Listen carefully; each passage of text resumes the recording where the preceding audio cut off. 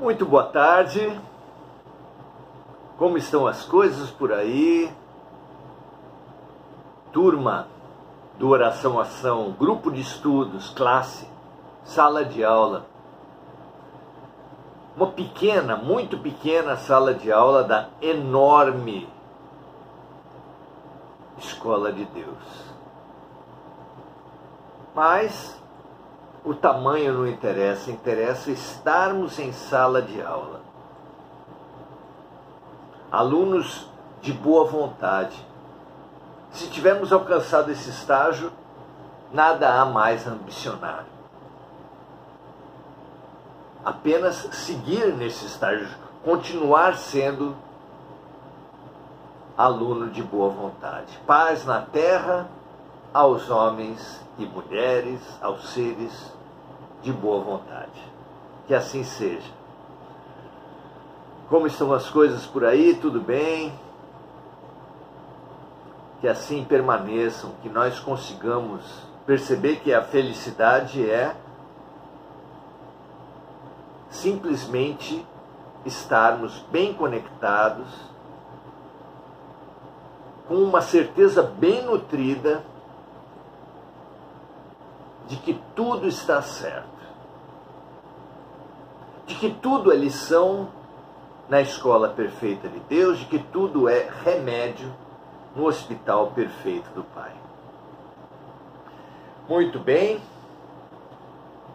hoje, seguindo os nossos estudos aqui em O Livro dos Espíritos, já na parte final, temos ouvido as explicações dos amigos espirituais sobre inferno, céu, purgatório. Hoje vamos ouvir as explicações dos amigos espirituais, os comentários de Kardec sobre céu. O que é o céu? A dimensão espiritual normalmente designada, tradicionalmente designada como céu. Vamos lá? Pergunta 1016, capítulo 2 da quarta parte do Livro dos Espíritos. Kardec pergunta assim: em que sentido se deve entender a palavra céu? E a resposta vem assim: será que o homem acredita que o céu seja um lugar, como os campos elíseos dos antigos, onde todos os bons espíritos estão indistintamente reunidos, sem outra preocupação que não seja de usufruir por toda a eternidade de uma felicidade sem um objetivo concreto?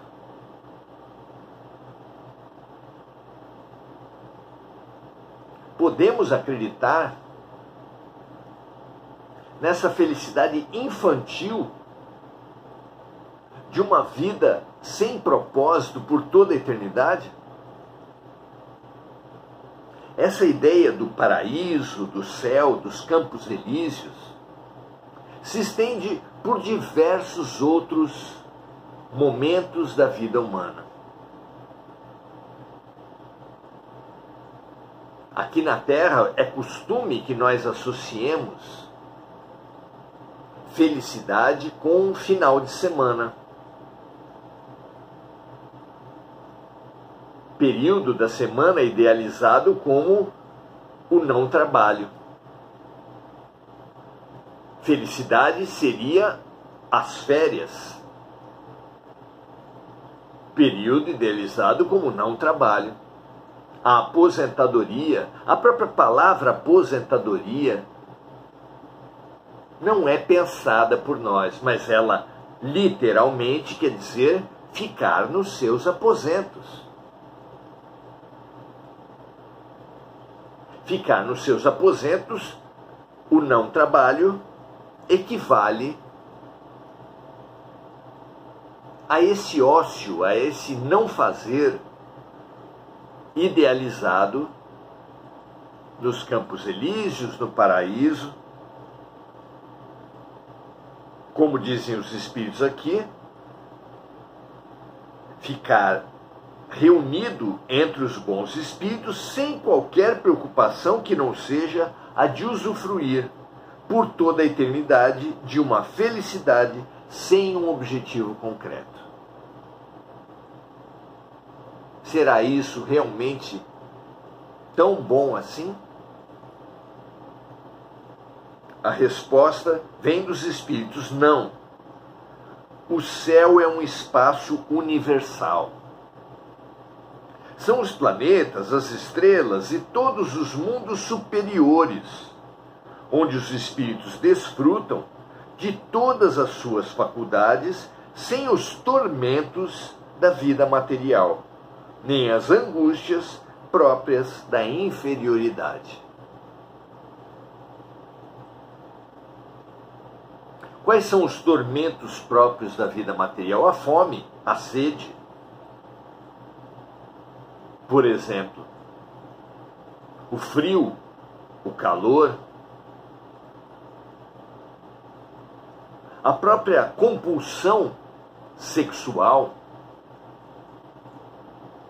o sexo vivido em desarmonia, em descontrole, em dominação,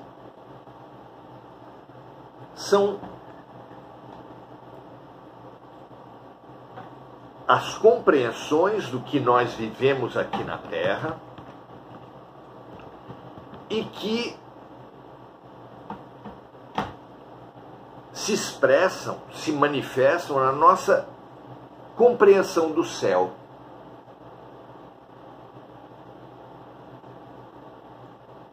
Então, o céu não é um espaço delimitado do universo, mas são os planetas, as estrelas e todos os mundos superiores, onde os espíritos desfrutam de todas as suas faculdades sem os tormentos da vida material, que são inúmeros. A matéria nos limita muito, o corpo físico, a gravidade, não é? Nem as angústias próprias da inferioridade.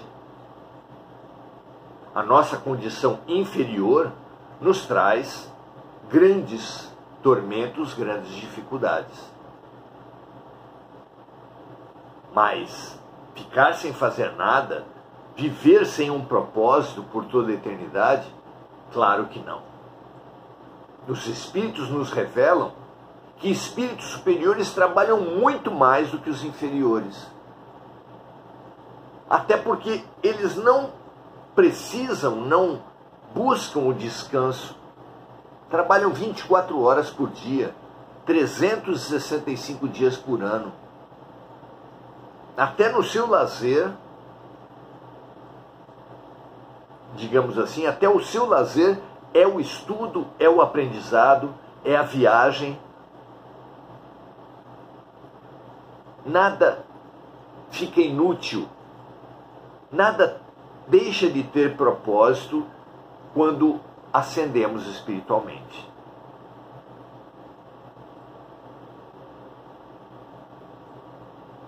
Pergunta 1017, alguns espíritos, pergunta Kardec, alguns espíritos disseram estar habitando o quarto, o quinto céu. O que eles queriam dizer com isso? Os espíritos vêm responder assim: se os homens perguntam aos espíritos qual é o céu que eles habitam, é porque fazem a ideia de vários céus sobrepostos, como os andares de uma casa. Então os espíritos respondem conforme a linguagem de quem pergunta. Um educador, um professor, qualquer pessoa que se comunique, assume essa dificuldade, essa posição, essa tarefa inerente à comunicação, a linguagem de todo aquele que quer se comunicar deve ser compatível com aquele que recebe a mensagem. necessariamente. E os espíritos, em absoluto, estão numa posição diferente de qualquer comunicador da Terra. Toda pessoa que quer comunicar, quer transmitir uma mensagem, quer educar, precisa falar uma linguagem, precisa usar figuras compatíveis com o entendimento de quem ouve.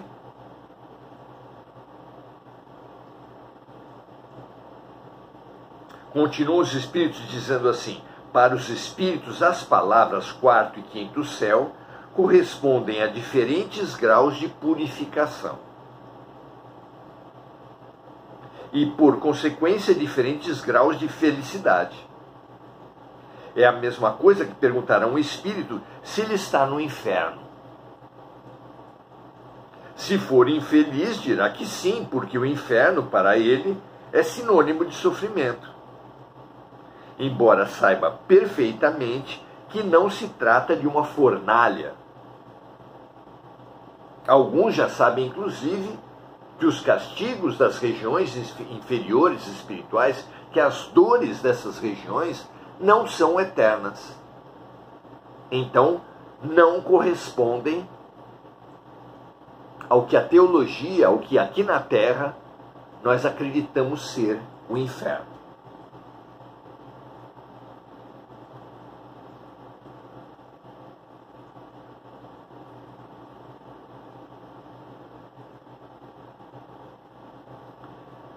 Comentário de Kardec a respeito disso. Com a expressão quarto e quinto céu, dá-se a mesma coisa que com as expressões semelhantes, tais como cidade das flores, cidade dos eleitos, primeira, segunda ou terceira esfera, que são expressões usadas por alguns espíritos, quer utilizando-as como figuras, quer por ignorância da realidade das coisas e até mesmo por desconhecimento das mais simples noções científicas.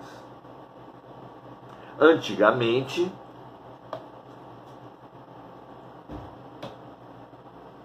a ideia dos lugares de sofrimentos e recompensas era muito restrita. Naquela época, a Terra era o centro do universo. Essa era a crença predominante na antiguidade.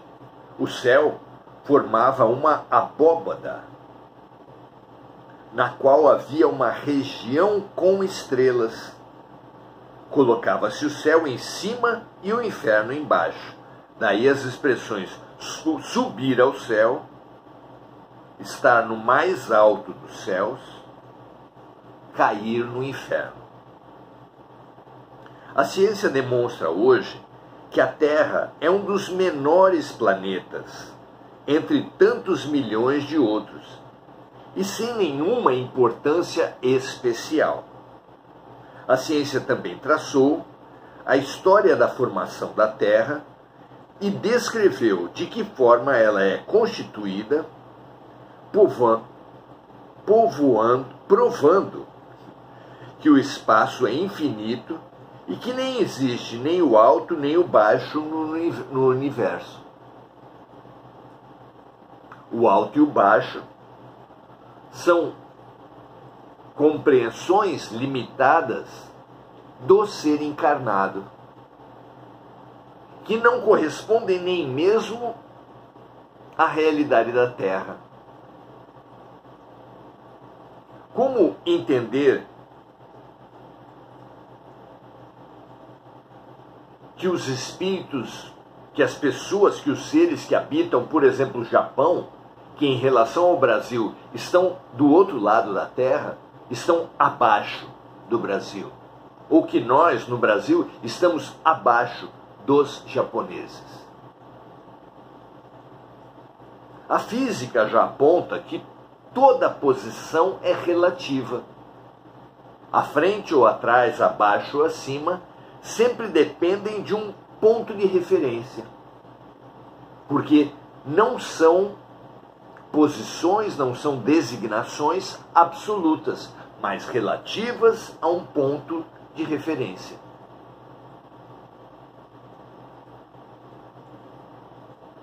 Então, nada é baixo nem alto no universo por si. Depende apenas da crença, da posição do espírito, do ponto de vista. Assim, diz Kardec, torna-se necessário renunciar à ideia de colocar o céu acima das nuvens e o inferno nos lugares mais baixos. Quanto ao purgatório, nenhum lugar lhe foi designado. Estava reservado ao Espiritismo dar, sobre todas essas coisas, a explicação mais racional, mais grandiosa e, ao mesmo tempo, a mais consoladora para a humanidade. Assim, podemos dizer que cada um carrega o seu próprio inferno e o seu próprio paraíso. Podemos afirmar ainda que encontramos o nosso purgatório quando estamos encarnados, vivendo em corpo físico. Então, os seres humanos limitados possuem necessariamente uma linguagem, palavras limitadas e uma compreensão limitada. Quando os espíritos vêm ensinar a realidade espiritual, que é muito expandida, muito maior do que a compreensão do homem comum, ele acaba tendo que utilizar a linguagem do homem encarnado para se fazer minimamente compreender. Mas isso não quer dizer que a realidade do mundo espiritual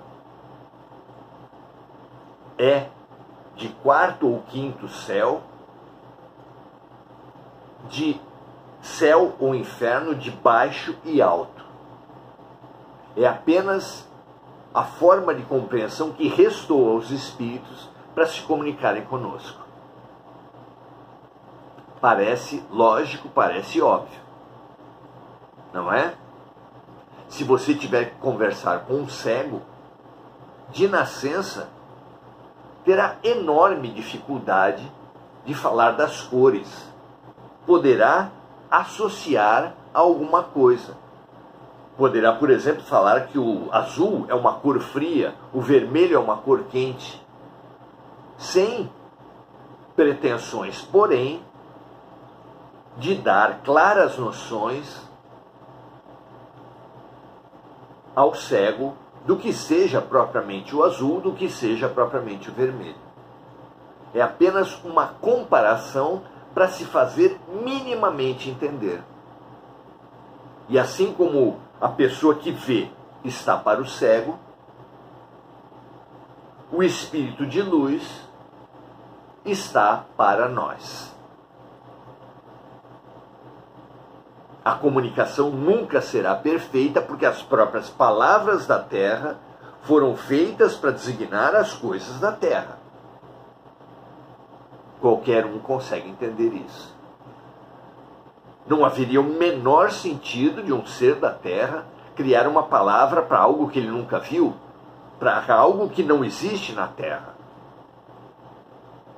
Absurdo.